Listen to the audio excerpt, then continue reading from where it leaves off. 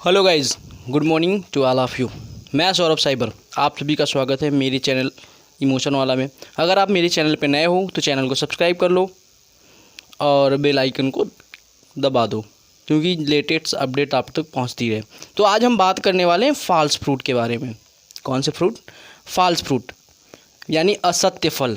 क्या है असत्य फल?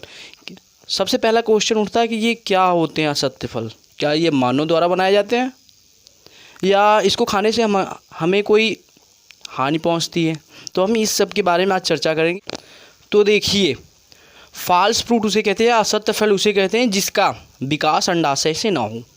क्या हो? अंडाशय से ना हो। अंडाशय से नहीं होगा तब कहाँ होगा? वो होगा आपके थैलमस से। कहाँ होगा?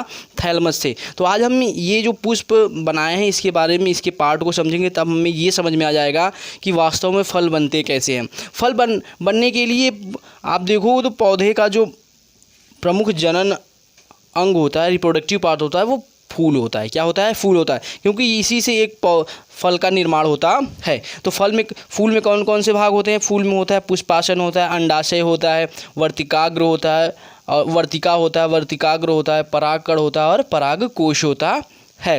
तो ध्यान दो, अब इसमें हम ये पता करने वाले हैं कौन सा मेल पार्ट है और कौन सा फीमेल पार्ट, क्योंकि एक फूल में दोनों पार्ट रहते हैं, मेल और फीमेल दोनों। तो आप जो ये सीधी वाली संरचना देख रहे हो, यहाँ से ये बीच से लेकर यहाँ तक, ये आपके फीमेल पार्ट है। कौन सा पार्ट है? फीमेल पार्ट है। फूल का फीमेल पार्ट के अंदर कौन कौन आता है? अंडाशय आता है, वर्तिकाग्र आता है और वर्तिका आती है, जिसको कहते हैं हम गाइनेसियम। क्या कहते हैं इसको? गाइनेसियम। स्त्री केसर कहते हैं। क्या कहते हैं? स्त्री केसर। अब बात करते हैं हम मेल का रोल कौन प्ले कर रहा है। तो मेल का जो रोल प्ले कर रहा है वो कर रहा है आपका परागकोश। कौन कर रहा है? परागकोश, जिसमें क्या होते हैं? परागकण होते हैं। क्या होते हैं? परागकण होते हैं। ये ऐसे पार्ट है जो मेल का रोल प्ले कर रहा है। अब हम बात करते हैं, अगर इसमें मेल और फीमेल है तो जाहिर सी बात है फर्टिलाइजेशन होंगे। क्या होंगे? फर्टिलाइजेशन होंगे। तो ध्यान दो, जब हमारा परागकण, कौन? परागकण, पॉलीग्रेन यहाँ पहुँच जाए, यहाँ से वर्तिकाग्र पे पहुँच जाए, तब हमारा क्या होता है? पॉलिनेशन होता है। क्या होता है?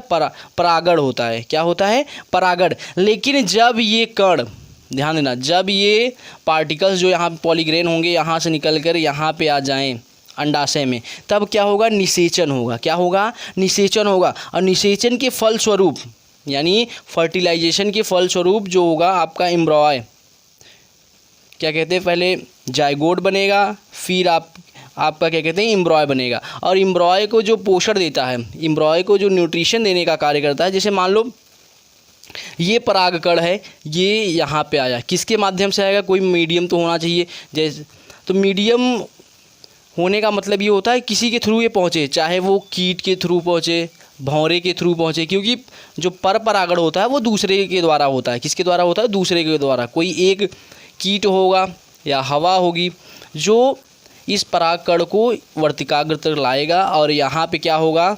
यहाँ पे हमारा परागण होगा। फिर परागण होने के पश्चात यहाँ पे अंडाशय में हमारा क्या? निषेचन होगा। देन उसके बाद युग्मनज बनेंगे। युग्मनज बनने के बाद क्या बनेगा? भ्रूण का विकास होगा। और धीरे धीरे आप देखोगे तो ये जो अंडाशय का संरचना है ये धीरे धीरे फल में बदलने लगेगा। क्या होगा? फल में बदलने लगेगा। तो कहने का मतलब क्या है? ऐसा फल जिसका विकास अंडाशय के द्वारा हुआ होता है उसे कहते हैं सत्य फल।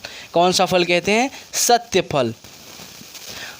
तो सत्य फल में जैसे आप देखो मैंगोज़, तो मैंगो को आप देखोगे, जैसे मैंगो की संरचना कैसी होती है, तो हम यहाँ पे बना रहे हैं। देखिए मैंगो की संरचना आप देखोगे तो यहाँ से कुछ इस प्रकार से ऐसे यहाँ पे होगी। यहाँ पे मैंगो की संरचना आप देखोगे तो कुछ इस प्रकार से होगी। मैंगो की जब संरचना होती है तो क्या होता है? आपका अंडाशय से होता है, फिर धीरे धीरे आपका जो पुष्पासन होता है, थैलमस होता है, वो धीरे धीरे हट जाएगा और दिन फल का विकास हो जाएगा। लेकिन अगर हम बात करें एप्पल की, किसकी? सेब की बात करें, तो सेब की संरचना कुछ इस टाइप की होती है।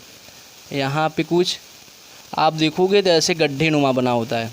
क्या बना होता है? ऐसे गड्ढे नुमा बना होता है। यानी हम इसकी आकृति को देखकर भी हम ये अंदाज़ा लगा सकते हैं कि इसका विकास यानी इसका जो क्रिएशन हुआ है वो ओवरी से होकर ओवरी से न हुआ है, वो किससे हुआ है? थैलमस से हुआ है। किससे हुआ है? थैलमस। तो एप्पल हमारा कौन सी कैटेगरी में आएगा? असत्य कैटेगरी में आएगा, यानी फॉल्स कैटेगरी में आएगा। तो एप्पल को हम कहते हैं फॉल्स फ्रूट और मैंगो को कहते हैं सत्य फल, यानी ट्रू फ्रूट्स। अब बात करते हैं और फ्रूट्स के बारे में, तो हम पीयर की बात कर लेते हैं। किसकी? पीयर की। तो आप नाशपाती तो देखे हो, नाशपाती कैसी होती है संरचना? कुछ सेब से मिलती जुलती रहेगी। यहाँ पे कुछ ऐसे बीच में गड्ढे होंगे और देन उसके बाद क्या होगा? ये फल का निर्माण होगा। तो इससे आप अंदाज़ा ये देखकर ये लगा सकते हो कि जहाँ पे ये बीच में गड्ढा हो, जहाँ पे क्या हो? बीच में गड्ढा हो, तो क्या हो? उसका जो निर्माण होता है, यानी उस फल का जो निर्माण है वो अंडाशय से ना होकर थैलमस में हो जाता है। कहाँ हो जाता है? थैलमस में हो जाता है। इसीलिए इसको कहते हैं असत्य फल। अब आप प्रश्न उठता है, क्या ये मानव द्वारा बनाया जाता है? नहीं, ये प्राकृतिक रूप से बनते हैं फूलों के द्वारा। किसके द्वारा? फूलों के द्वारा। क्या ये हमारे शरीर पे कोई साइड इफ़ेक्ट करते हैं?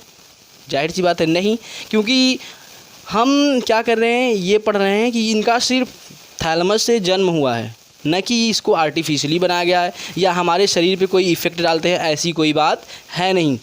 तो देखिए, आप किसी भी चीज़ को देखते हो, जैसे मानव का जब जन्म होता है तो प्रॉपर फर्टिलाइजेशन होता है, देन उसके बाद आपका युग्मनज बनते हैं। युग्मनज बनने के बाद क्या होता है? एम्ब्रॉय बनते हैं, देन शिशु फेटस बनता है। तो ठीक इसी प्रकार की प्रक्रिया इसमें भी होती है। ठीक है, तो आशा करते हैं आप सबको वीडियो अच्छी लगी तो वीडियो को लाइक करो, चैनल को सब्सक्राइब करो और मुझे क्या करो? सपोर्ट करो। Thank you.